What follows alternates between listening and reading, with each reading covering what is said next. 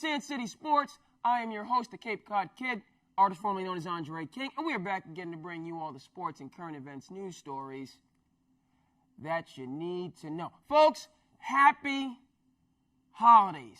Happy holidays from me to you, whatever it is that you're celebrating during this time of year. For me, first and foremost, I celebrate warmth.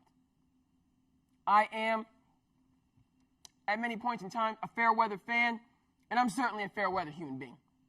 So this cold weather, this cold season, it is not my cup of tea. Some people enjoy it. You know, you hear those folks out there, you know, people out there say, oh, well, you can always put more clothes on, you only take more clothes off. Give me the humidity. Love the humidity, okay, because I've learned how to live in the humidity. My brother's in town for the holiday. He resides out in Arizona. A lot of my family live out in Arizona. And they're always talking about, well, it's a dry heat. You know, 115, but it's a dry heat. Okay, point taken. Sure. You know, there is a difference, you know, in terms of, when you have the scorching heat, but, at night, the temperature drops considerably, and you don't have the humidity versus here on the coast, in Cape Cod, the peninsula, and, we got that good humidity in the summer. And I love every bit of it because I've learned through much trial and error how to survive. Little tip, from me to you. We don't got AC, my bailiwick. Some of you got the AC. Good for you. You make it work that way. You need multiple fans to survive the humidity. That's how I get down. 2 fans, sometimes 3 if need be, in one room. Okay? That keeps the air circulating, moving and grooving. And especially during the July, the heat wave month, you got to have that fan close to you, right next to the bed. Or right next to the chair, wherever you're located. During July on the Cape, you need a fan 3-4 feet, max. Okay, then another fan at another point in time, another place in the room to keep it, and you're good. I love it. Cape League game is beautiful. Love the Cape League. Love the summer. Love the humidity. All right, winter is coming. We know this. Winter is here. Okay, could have swore I saw a white walker. All right, banding about. I walk my dog at night. Carlton. My dog, holds down the fort. We go for our walks at night. And occasionally, I might see a yodi. Might see a coyote out there, but then they don't bother with us. And then on a more rare occasions, sometimes I feel like I'm, the Night's Watch, where they sent Mr. Jon Snow, so he could, learn what he needed to learn to become the King of the North. Night Watch, folk out there, about beyond the wall, you see some of them White Walkers. I may or may not have seen a White Walker, in this frigid cold weather. But it is what it is. All right, I digress. SandCity Sports, again, the happy holidays, and let's just get through this winter, and let's get right into it. The Dallas Cowboys are the Dallas Cowboys. They are, I'm stealing, I don't care, who we thought they were.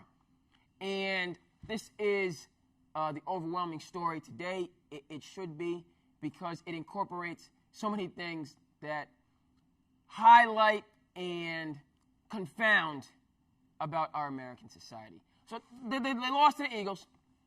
They did not score a touchdown. Their plane would not get up off the runway. They had to sit there and wait for an hour or 2 hours after the game, which I think is rather curious. I wonder, would this have been the circumstance had they won? But, once again, the most profitable sports franchise in the world has an underwhelming season, whether they get one of those handful of playoff wins that they've amassed since they got rid of a good man and a great coach in Jimmy Johnson. That won't be the case. Missing the playoffs, it happens with regularity.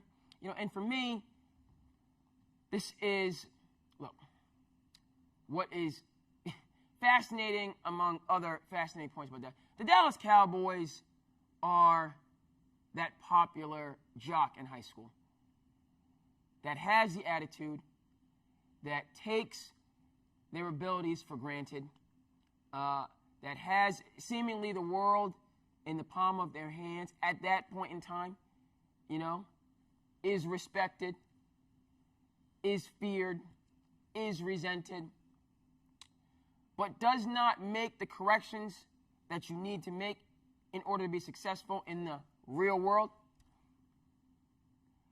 And so, as they say, the great documentary, Unguarded, great 30 for 30, they're like a comet flashing across the sky, and they graduate high school, and that,